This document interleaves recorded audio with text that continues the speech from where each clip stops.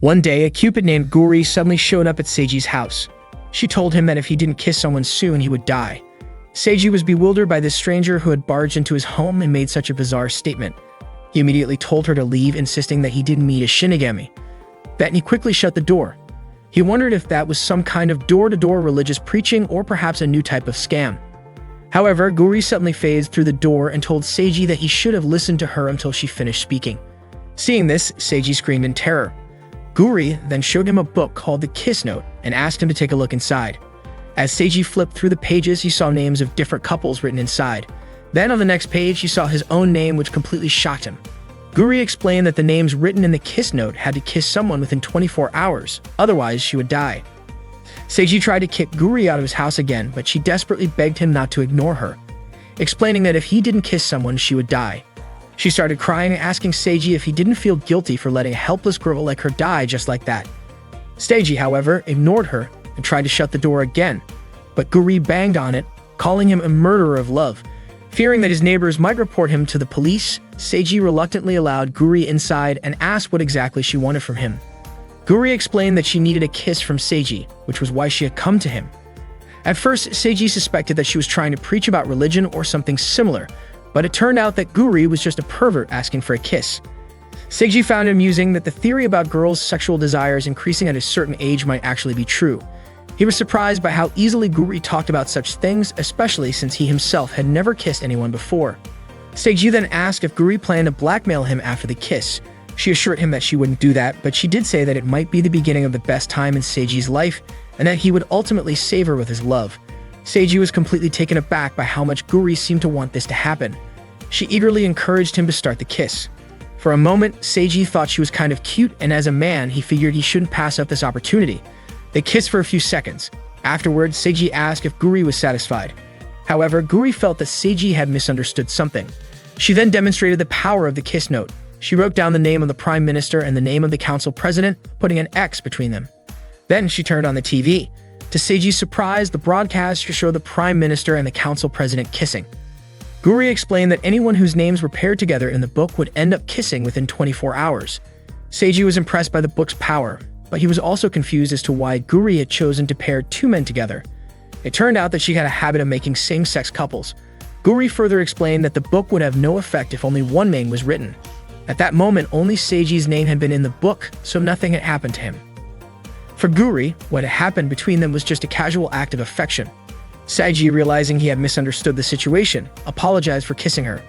Guri then admitted that she had originally wanted to see a BL, boys love, moment between two voice actors.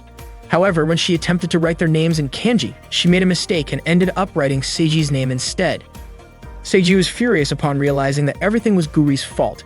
As an apology, Guri offered to pair him with his ideal man. Seiji was completely confused as to why it had to be a man. Guri also informed him that if one of the names in the book remained without a partner, that person would remain single for life and she would die as a result. That day, Seiji invited Guri to his high school. He asked Guri not to stand out, but she had already activated her opportunistic setting, making her invisible to ordinary people. They began searching for their target. Seiji's gaze fell upon a girl named Akane, who was exercising. He wasn't sure if Akane would be willing to kiss him. Akane called out to Seiji, noting that he had already left earlier. Seiji claimed he had forgotten something. He was delighted to look at the beautiful Akane. Suddenly, Guri mischievously pulled down Akane's pants, confident that Akane wouldn't see her. Seiji was shocked by Guri's actions, but Akane asked Seiji who the cosplaying girl was. Guri was surprised that Akane could see her. Seiji insisted he had nothing to do with the girl. Guri, however, mentioned that Seiji had already kissed her. Akane was startled to hear they had kissed. Seiji clarified that it was an accident. Unexpectedly, Akane declared she would execute Seiji for cheating on her. Seiji was puzzled, as he didn't recall dating Akane. Akane acknowledged they weren't dating at that moment, but suggested things could change in the future, and wouldn't forgive him even if it happened then. Akane threatened Seiji with 2 knives for daring to flirt in front of her. She attacked Seiji with the knives.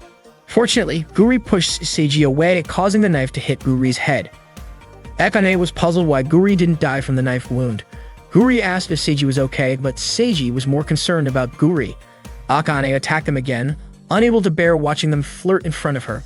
Seiji quickly pulled Guri away from Akane. He was surprised by Akane's rough behavior. Guri remarked that Akane seemed perfect for Seiji since they liked each other. Seiji commented that perhaps all guys think the same, that it would be delightful to kiss a girl as beautiful as Akane. But he didn't expect it to turn out like this. Guri reminded him that if he didn't kiss her soon, he would remain a virgin forever. Guri suggested writing another girl's name but worried that Akane would mercilessly kill that girl. Seiji contemplated finding a way to prevent anyone from being killed. He proposed writing Guri's name instead, considering they had already kissed once and that everything happened because of Guri's mistake. Seiji asked if that was acceptable. Before Guri could answer, a knife thrown by Akane from the school rooftop suddenly stabbed her back. Akane immediately jumped down to approach them. Seiji didn't understand why Akane was acting this way, as she had never behaved like this before. Akane explained that she was acting this way because Seiji liked her. She realized it from Seiji's intense gaze, which made her happy, so she waited for Seiji to confess his feelings to her. Akane cried, saying she didn't know since when Seiji had been with another girl, and it made her feel unfair. Seiji said he should have expressed his feelings even though he didn't know if they would be reciprocated. Seiji thought Akane was touched, but she was angry because Seiji had kissed Guri and decided to execute him.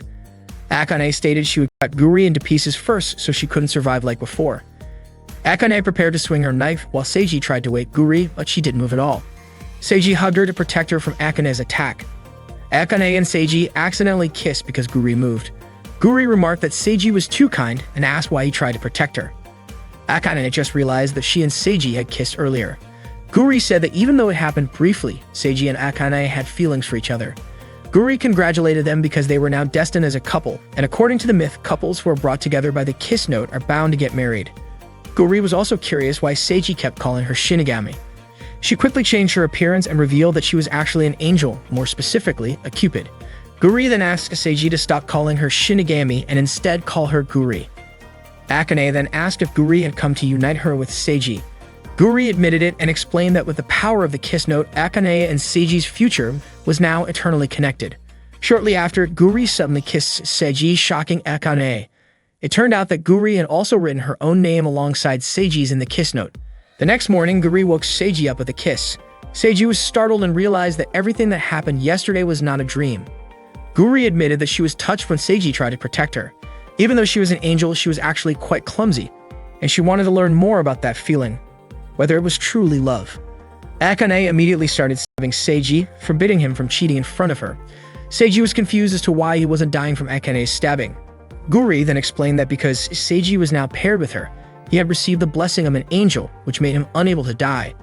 Guri then called it a love triangle, but Akane obviously refused to accept such a situation. While having a meal at Seiji's house, Guri was warmly welcomed by his family. She then told Seiji that she had used her shark-shaped staff to brainwash his family into believing that she was also their daughter. She did all of this so she could live in Seiji's house, arguing that since they were dating, it was only natural for them to live under the same roof. However, Seiji immediately objected, saying that he had never agreed to date her. Suddenly, Seiji's cat started talking, revealing that there was a reason behind everything. The cat introduced himself as Coralie and explained that he had borrowed the body of Seiji's pet cat, Blue, for the time being. Coralie was actually an angel assigned to watch over Guri. Seiji then asked if they had also brainwashed Aqua, his younger sister. His mother replied that Aqua was still at her club activities and had returned home yet. Seiji then asked what Coralie wanted to talk about, but Coralie insisted on discussing it after meeting with Akane. The next morning, Seiji brought Guri and Coralie to school to meet Akane. As soon as Akane saw him, she started stabbing him again for openly cheating on her right in front of her eyes. Coralie then urged them to start discussing something important about their future. Some students saw Seiji and Akane together and immediately assumed that they were dating. Coralie began explaining that it was extremely rare for an angel and human to become a couple. Because of the angel's blessing, both Seiji and Akane had temporarily become angels, making them unable to die. However, as angels, they were required to work. If they refused, they would be sent to hell and lose their souls. This meant that if Guri didn't do her job as a Cupid, both Seiji and Akane would disappear along with their souls. Seiji was furious that Guri had dragged him into such a mess. Coralie then requested that Seiji and Akane help Guri with her duties. Akane, of course, immediately refused. Coralie then stated that if Akane didn't comply, she would lose her soul and would never be able to be with Seiji. Upon hearing this, Akane quickly agreed to do whatever it took to ensure she could be with Seiji in the future. Seiji then asked what they needed to do to help Guri. Guri explained that all they had to do was write in a kiss note, just as she had explained the day before. Seiji, however, snatched the kiss note from her and insisted that Guri shouldn't randomly pair people up. He believed that they should think things through first because love was something truly important. Coralie agreed with Seiji, saying that unlike Guri, who always acted recklessly and had a habit of pairing up random people, especially creating gay couples just for fun, Seiji actually had a rational approach. Because of this, Coralie decided to entrust Seiji with the responsibility of helping Guri. It was time for Coralie to return to heaven. Before leaving, he told Seiji that aside from assisting Guri, he could still live his life as usual. Seiji and Guri were chatting together while Seiji was trying to avoid Akane because the atmosphere in the classroom had become terrifying. Suddenly, Guri kissed Seiji out of nowhere, causing him to immediately push her head away. He reminded her not to do such things without permission. Out of the blue, Yuzu saw them from the top of the stairs. She accidentally slipped and fell right into Seiji's arms. As he tried to catch her, Yuzu told him not to touch her. She believed Seiji was deceiving girls by pretending to be kind. She also accused him of cheating with another girl, despite already being in a relationship with Akane. Without hesitation, Yuzu grabbed the book and left. Seiji told Guri to take it back, but Guri couldn't move because she was too full. Seiji followed Yuzu to the rooftop, asking her to return the book because it was extremely important. He suspected that Yuzu had written something in it and began panicking, questioning what she had written. Yuzu warned him not to come any closer. Suddenly, the floor beneath Yuzu split apart and she started to fall. Fortunately, Seiji managed to save her, causing Yuzu to land on top of him. It turned out that Akane was the one responsible. She was furious and accused Seiji of cheating on her. In the midst of all the chaos, Guri played background music that matched the scene of the villain's appearance. Yuzu quickly got up and ran, but Akane immediately leaped off the rooftop in pursuit. Seiji, concerned that Akane might actually kill Yuzu, urged Guri to chase after them. As Akane lunged forward to stab Yuzu, her knife mysteriously broke in half, allowing Yuzu to escape. Akane was confused. Something seemed to be protecting Yuzu. Yuzu attempted to write her name in the book, but the writing kept disappearing. Guri then explained that only angels could write in it, meaning ordinary humans couldn't do so. She then asked what kind of protection Yuzu had that allowed her to withstand Akane's attack. Seiji reminded Guri to ask about the kiss note first, suspecting that Yuzu knew something about it. Yuzu had heard that the kiss note could make impossible love become reality. Yuzu fell silent when Guri asked if she had someone she wanted as a partner. Akane was shocked to learn that Yuzu had set her sights on Seiji. Furious, she leaped forward, ready to stab Yuzu, but Seiji shouted at Akane to stop. Akane froze in place, stunned. This was the first time Seiji had called her by her real name. Overjoyed, she immediately ran to him. Yuzu, however, claimed that Akane's feelings were fake and the result of manipulation from the kiss note. She accused Seiji of using the book to make Akane reciprocate his one-sided love. Yuzu then revealed that she loved Akane. Even though she knew her feelings were forbidden, she believed she was the one who should be dating Akane. Guri became ecstatic upon discovering the same gender love. Seiji had to accept that he wasn't the one Yuzu was interested in. He also admitted that Akane was truly incredible, considering how she could receive a direct love confession. Unexpectedly, Akane rejected Yuzu, revealing that they were actually sisters. Despite having different family names, they were still related by blood. Guri became even more excited, realizing this was a forbidden love involving both lesbianism and incest. Yuzu pleaded with Akane, calling her big sister, but Akane forbade her from using that term. Yuzu then asked if Akane was rejecting her because they were both women and also siblings. She insisted that Akane's love for Seiji was fake, a result of the kiss note's manipulation. Akane, however, declared that she loved Seiji regardless of the kiss note. Heartbroken, Yuzu questioned what would happen to her own feelings. Suddenly, Guri announced that she had written Yuzu's name in the kiss note. That meant Yuzu was now part of the couple. As an angel, Guri couldn't ignore a girl in love right in front of her. Upon hearing this, both Seiji and Akane scolded Guri.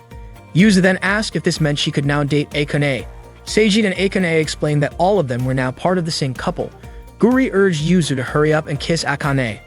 If she didn't want to, she could randomly choose someone among the three of them. Yuzu couldn't believe she finally had a chance to kiss Akane. Overjoyed, she ran toward her, aiming for a kiss. However, she tripped on a rock and accidentally ended up kissing Seiji instead. Witnessing this, Akane immediately prepared both of her knives. That morning, Yuzu's car was parked near Akane's house. She was targeting the trash disposed of by Akane's family. As soon as the trash was taken out, Yosef hurriedly ran to retrieve it. She was so delighted and told her driver, Teru, that she had succeeded again today. Teru suggested that Yuzu should stop rummaging through Akane's family trash every morning. Yuzu was ecstatic while holding a used tissue that Akane had used and sniffed it. The scent of Akane's favorite rose perfume still lingered on the tissue. To her, that tissue didn't belong in the trash, but rather in treasure box. It was time to go to school, but Yuzu hadn't seen Akane leave her house yet. Suddenly, Guri appeared inside Yuzu's car, holding a doll that resembled Akane. Yuzu asked why Guri was suddenly in her car. Guri approached her because she thought Yuzu seemed interesting.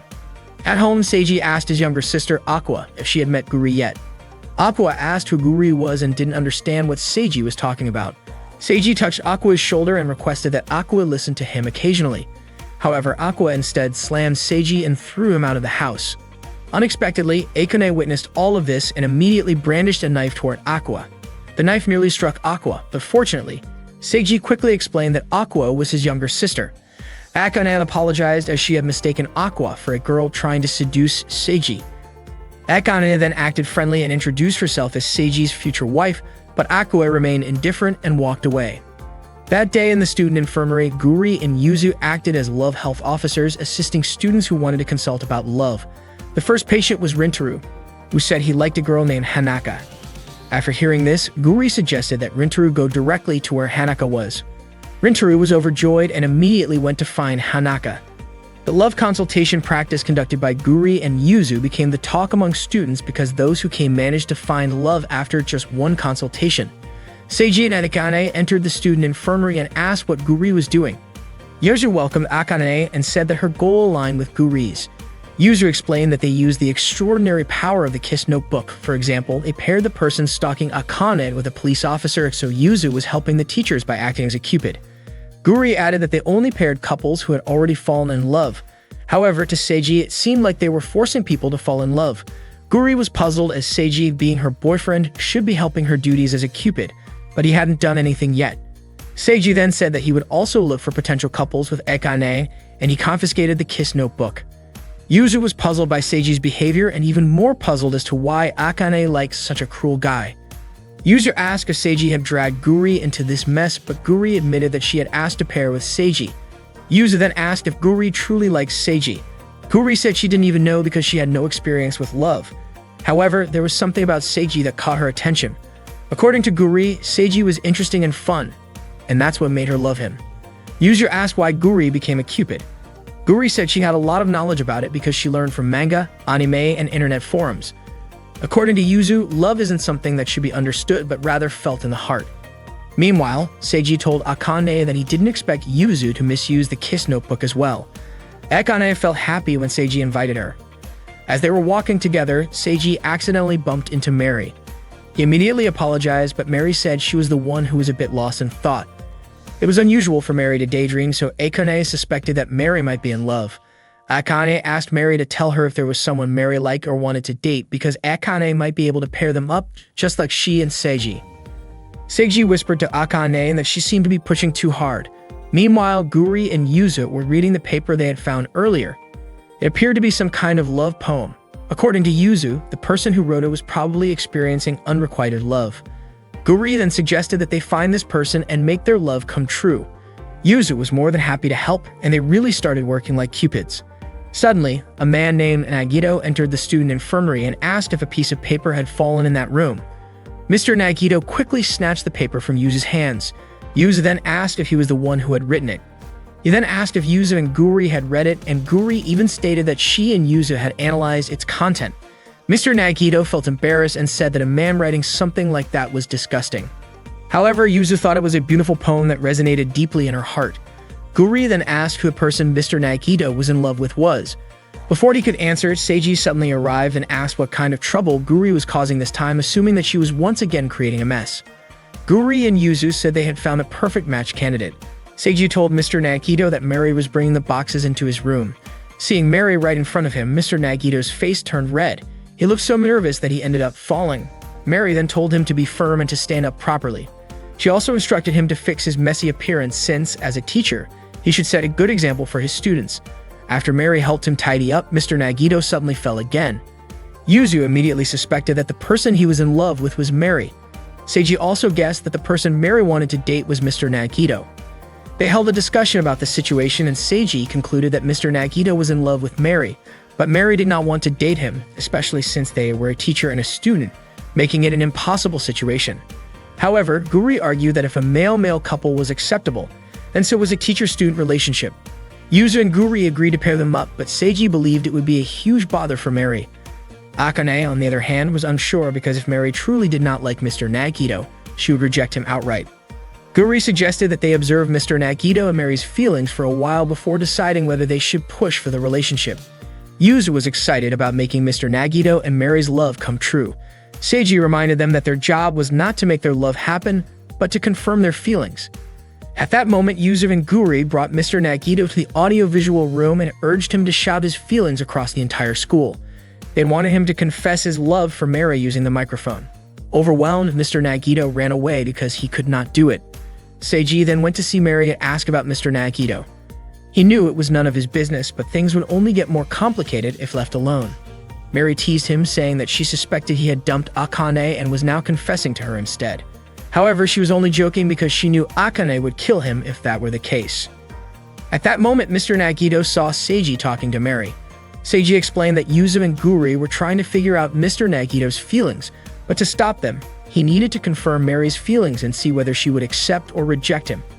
Mary firmly stated that it was impossible because love stories between teachers and students only happened in TV dramas, whereas her motto was to always act wisely.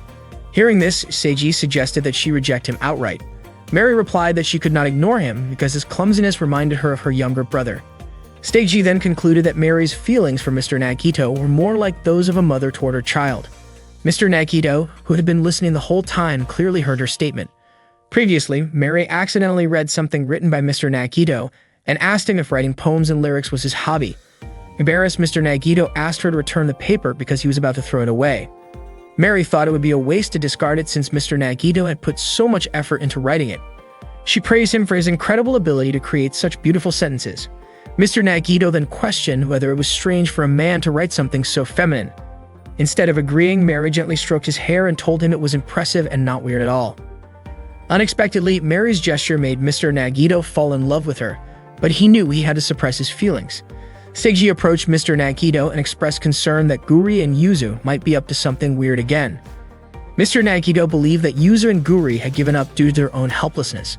However, Seiji wasn't convinced since Yuzu and Guri never really thought things through and always caused trouble just for fun. Suddenly, Yuzu ran up to Mr. Nagito and informed him that Mary had been taken hostage in a robbery downtown. However, the whole situation was actually part of a staged performance orchestrated by Guri. Her plan was to turn Mr. Nagito into a brave hero who would rescue Mary from the robbers, which would ultimately make their feelings for each other grow stronger. Guri was confident that Seiji wouldn't complain if she wrote Mary and Mr. Nagito's names in the kiss note. Dressed up as a robber, Guri was still recognized by Mary, but unexpectedly, an actual robbery was happening at the same location. When the police arrived, Guri and Mary ended up being taken hostage by the real robbers. Mr. Nagito, Yuzu, and Seiji arrived at the scene, and Yuzu was shocked to see Guri and Mary being held by real criminals. Seiji was also puzzled to see Guri there with such a strange appearance. Guri commented that maybe this was a case of the hunter becoming the hunted. When Mary saw Mr. Nagito, she casually reminded him that there was a student council meeting that day. Seiji suspected this was all Guri's doing, but she insisted that these were actual robbers. When Mr. Nagito asked if Mary was okay, she told him to just go back to school. Meanwhile, Guri asked Seiji to take a picture of her. The robbers were annoyed that the hostages were just casually chatting instead of feeling distressed like they were supposed to. Guri then told Yuzu that even though their original plan had failed, they should still go ahead with it. Yuzu urged Mr. Nagito to save Mary in a cool and heroic way so that he could touch her heart. She believed that if he did, Mary would return his feelings, and this could be his last chance. However, Mr. Nagito hesitated because the robbers were armed, and he thought it would be better to let the police handle the situation.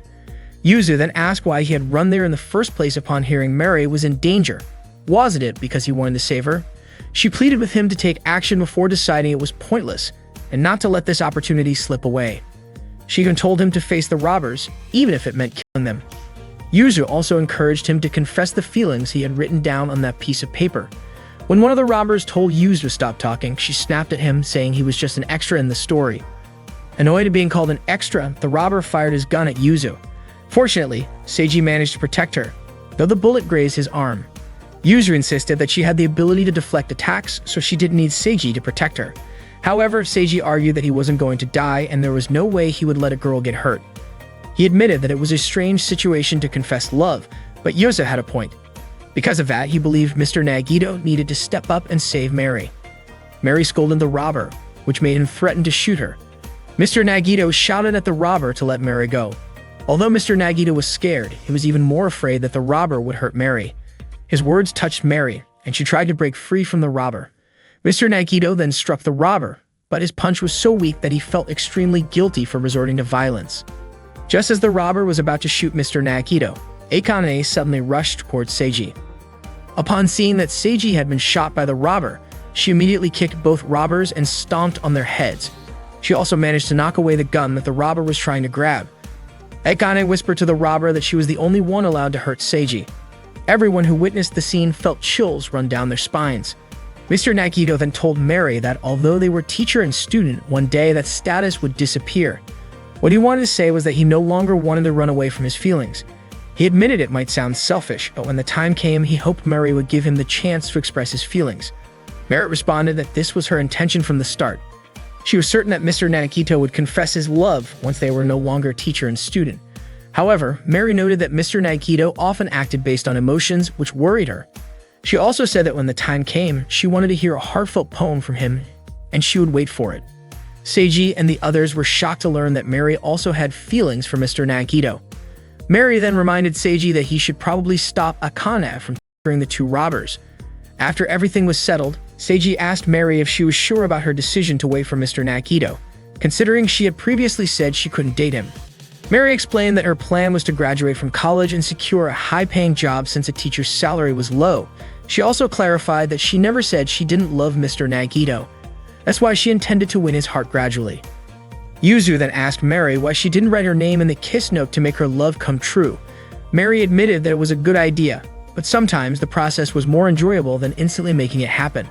However, she was also surprised that she could hear Mr. Nagito's true feelings. To Seiji, Mary seemed like a little devil who was a master of strategy. Guri and the others knew about Mary and Mr. Nagito's feelings for each other, yet they didn't write them in the kiss note. Yuzu thanked Seiji for protecting her, but that didn't mean she accepted him as Akane's partner. Meanwhile, Akane came running towards Seiji as she was being chased by reporters who wanted to interview her. From a distance, Aqua saw her older brother surrounded by reporters and called him an idiot.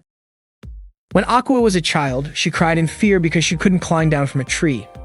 At that moment, Seiji came and told her to jump while he would catch her from below. That scene appeared in Aqua's dream last night. In the morning, her alarm clock rang and woke her up. Aqua immediately went to the bathroom to brush her teeth, but she was suddenly startled by Guri, who was completely naked after taking a morning shower.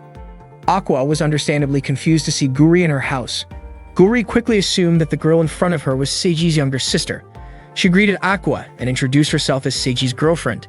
Suddenly, Seiji entered the bathroom and asked if Aqua had heard Guri's voice. He was shocked to see Guri standing there naked. Guri explained that a divine light was covering her, so people wouldn't actually see anything on her body. Aqua asked Guri if she didn't mind considering that Seiji had another girlfriend. Guri asked if she was referring to Akane and even told Aqua that besides Akane, Seiji had yet another girlfriend. Seiji tried to explain, but Aqua was already annoyed and immediately brushed soap into Seiji's eyes before leaving. Guri then asked Seiji if Aqua hated him. Seiji was also confused because when they were kids, Aqua was cute and always clung to him. Not long after, Guri suddenly disappeared. At school, Seiji was still thinking about Guri. He was worried that she might do something to Aqua. Akane approached him and noticed that he seemed to be thinking about Guri, but Seiji denied it. That afternoon, Akane brought him a homemade lunch and invited him to eat together. Seiji was delighted to see the variety of food Akane had prepared. She was doing her best to be his future wife. When Seiji took a bite, he praised how delicious it was, which made Akane happy. Not long after, she asked what was going on with Guri. Seiji told her that he was worried Guri might do something to Aqua because Guri knew that Aqua hated him. He then asked if Akane and Yuzu were getting along, but Akane apologized and said she didn't want to talk about it. After school, Aqua walked home alone. She hadn't been feeling well since the morning, so she just wanted to rest once she got home. Suddenly, Yuzu approached her and greeted her. Apparently, Guri had told Yuzu about Aqua, and it made her laugh. Yuzu commented that Seiji deserved to be hated by his own little sister. Guri introduced Yuzu to Aqua and mentioned that Yuzu was also Seiji's girlfriend. Aqua was shocked to hear that. Yuzu explained that it was out of her control. Yuzu was sure that Aqua knew a lot about Seiji's bad behavior. She asked Aqua to tell her everything, hoping that it might help Akane realize the truth. Yuzu was convinced that Seiji was a pervert, lazy, and rude at home. She also believed that Aqua must have suffered a lot having a brother like him. Annoyed, Aqua snapped at them, saying that they knew nothing about her brother and should stop acting like they did just because they had only known him for a short while. Suddenly, a demon appeared before them. Yuzu was immediately terrified because it was Stolas, the demon who had been sealed away after attacking children years ago. Yuzu panicked and ran away in fear. Guri asked Aqua if she believed in things like demons, and to her surprise, Aqua also looked terrified and immediately ran off. Stolas started chasing her. Guri was surprised and thought the whole situation was interesting. Meanwhile, Yuzu kept running and almost tripped, but fortunately, Seiji caught her just in time.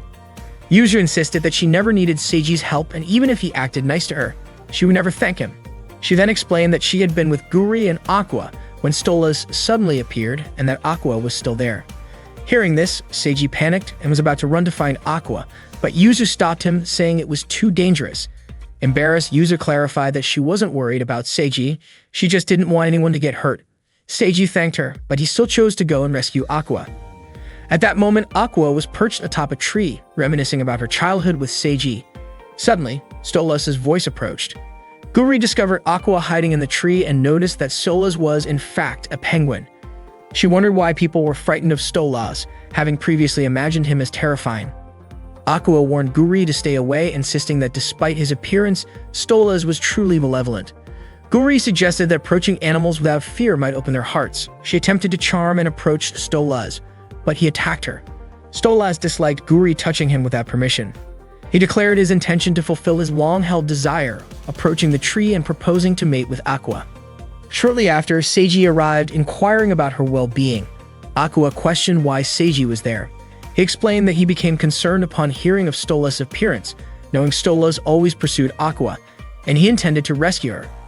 Aqua insisted that Seiji shouldn't interfere in her affairs, but he asserted that as her older brother, it was natural for him to protect her when she's in trouble.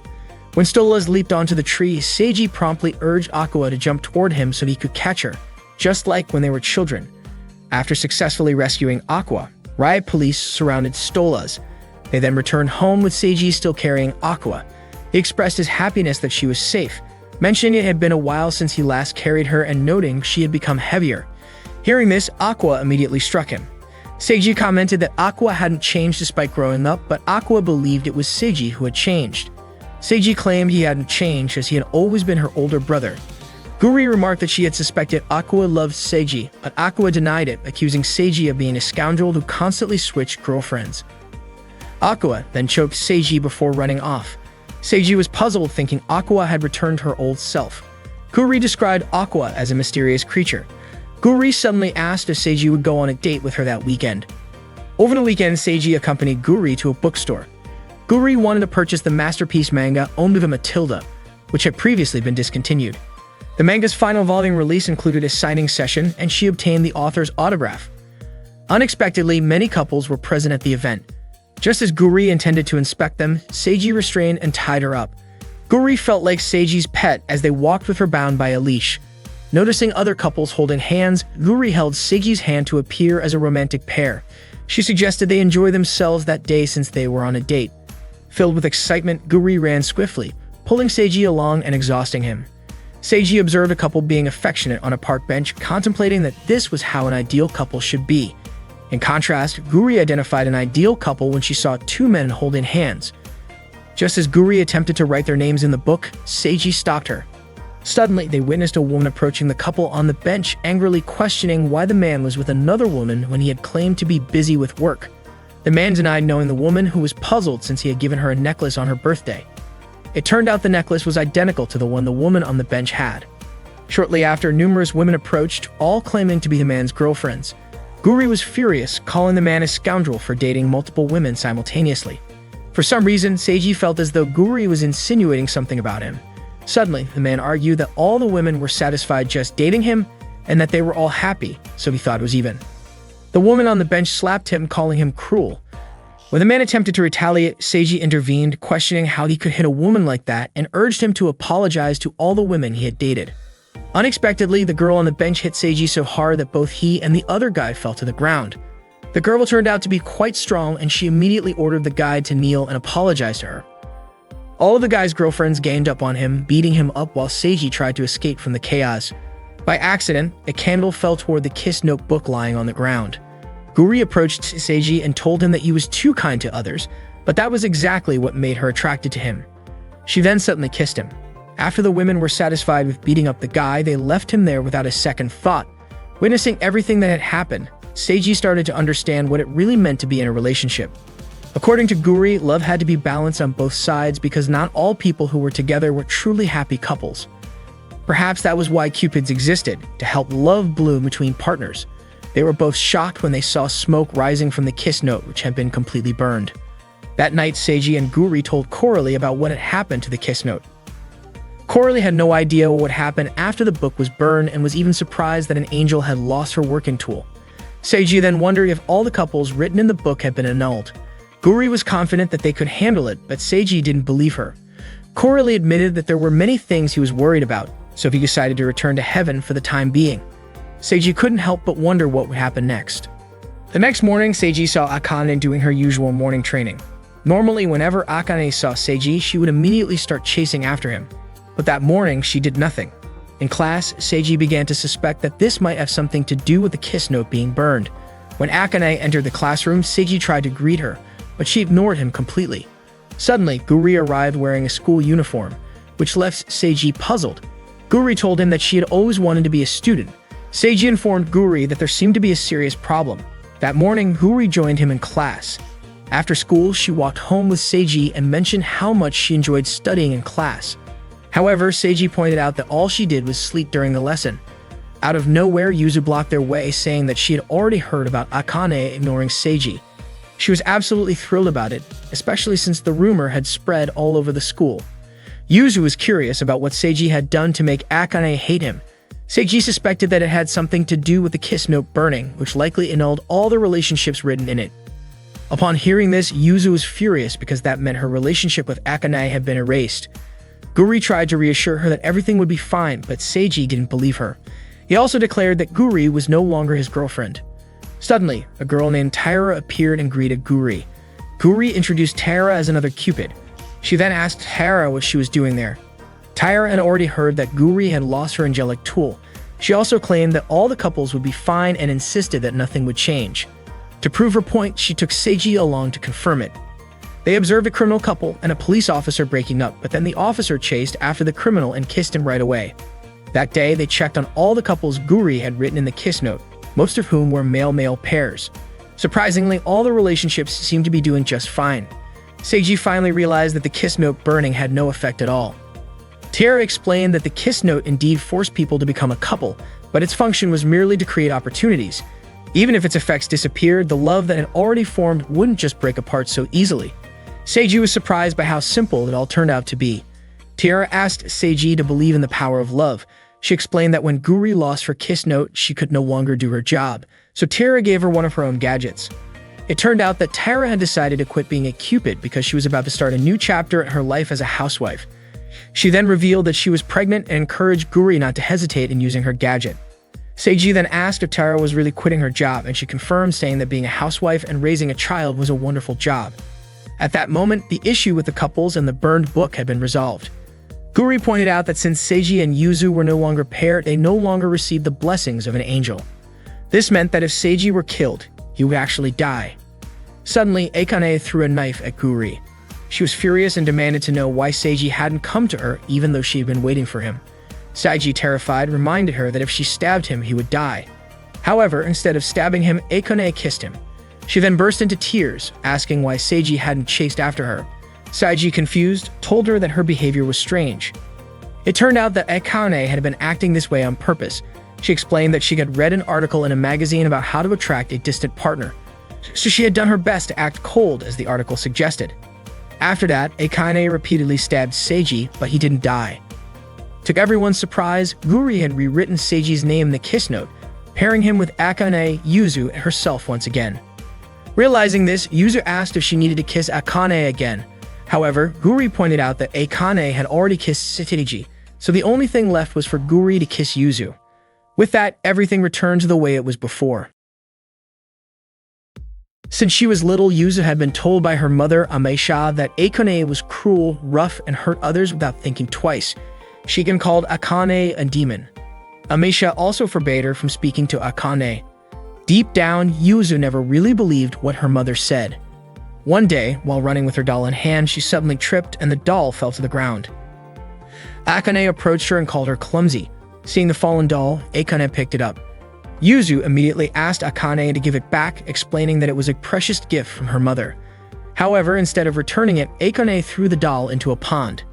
That morning, Seiji and Guri saw Yuzu heading to another school. Out of nowhere, Guri suddenly sneaked into that school. When Seiji tried to follow her, he was chased away by the school guard. Yuzu was seen waiting for someone and was surprised to find Guri at her school. She asked Guri why she was there, and Guri responded with the same question. Suddenly, Kido arrived and called out to Yuzu. Yuzu then asked why Kido was late. Kido apologized, saying that the other students were slacking off, which made her late. It turned out that Kido was Yuzu's replacement at that school. After that, Teru escorted Yuzu to her other school. According to Teru, doing this every day wasn't good for his heart. Yuzu told him not to complain, as she had to go to Akane's school every day to watch over her. Guri praised her and asked if she did it out of love for Akane. Yuzu admitted it. She then started spying on Akane while she was changing into her gym clothes. Guri called Yuzu dangerous, but also wanted to take a picture of Akane changing. Unfortunately, the camera shutter sound was heard by Akane's classmates. When they checked, Guri and Yuzu had already left. Yuzu scolded Guri, saying that because of her, she could no longer use that hiding spot to spy on Akane. Guri said she just wanted to capture a perverted moment like that. Yuzu then asked Guri to send her the photo. Guri even wanted to send the picture to Seiji as well. Guri mentioned that the app on her phone was really interesting.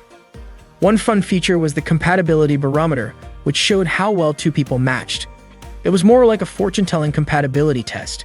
Guri decided to test it on a random male and female student. By simply taking their photos, they could immediately see the results. The male student got a B, while the female student got an E. Guri explained that a B was an average score, while an E was considered lower than an insect. Yuzu then asked if Guri could check the compatibility between her and Akane. Their score turned out to be a C. Guri explained that a C meant who cares. She was also surprised that the score was that low, considering Yuzu and Akane were already a couple.